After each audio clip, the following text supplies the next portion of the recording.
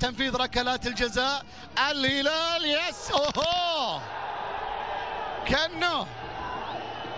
كانه الى خارج الملعب ضربة مرمى. شو سويت؟ تونا نقول شوف هذه الكرة تقدم كانه شكله كان يبغيها في ال90، شكله كان يبغيها في ال90. يقول من الأرضية نتابع ونشاهد. لا لا لا لا انت ثبتها صح يا كنو، لكن شتها وين يابا وين؟ بعيد. انه بيلعبها اماميه باتجاه ادواردو امام المرمى. السلام. الهلال يتقدم في الدقيقة 13 في احداث شوط المباراة الاول. ادواردو فظهرت الاهداف. ادواردو يسجل او يصنع ويتسبب. ادواردو دائما خلف كل القصص الهلاليه، كل الحكايات الهلاليه. جوميز يسجل يدخل ضمن قائمه هدافي هذه البطوله. جوميز يسجل لمصلحه الهلال في الدقيقه 13 على بدايه المباراه. الهلال في اي ملعب، في اي مكان، في اي مدينه، في اي حاله طقس، في كل ديره له بصمة. الزعيم يتقدم الآن بهدف مقابل لا شيء عن طريق جوميز، يعلن من خلاله عن أن الهلال يحسم المهمة ويحسم حتى مسألة الاحتمالات أمام الهلال. بتتخلص يحسسك أن الهلال دائما يطلب كل مباراة، يبغي كل مباراة.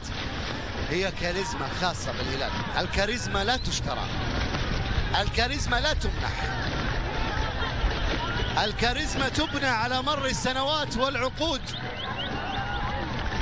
يأتي النشء صغيرا محدود الفكر في الهلال، يصبح المدرب أو يصبح الفريق يعني خلاص زعيم من صغره. يحاول يلعبها لكن الكرة بتتخلص. طبعا أرضية الملعب ليست بالمستوى المثالي المطلوب. يا سلام، الموضوع بسيط جدا عند الهلاليين، بسيط جدا عند الهلاليين. تعقيدات كرة القدم على غيرهم، هم يلعبون ببساطة. هم ليسوا بسطاء في كرة القدم، هم صعبين في كرة القدم، لكن لما تشوفهم تشوف البساطة، تشوف العفوية، تشوف السالفة البسيطة وكأن شيئا لم يكن. الهلال يضرب بالهدف الثاني. اللقطة الماضية والله كأنها في تمرين.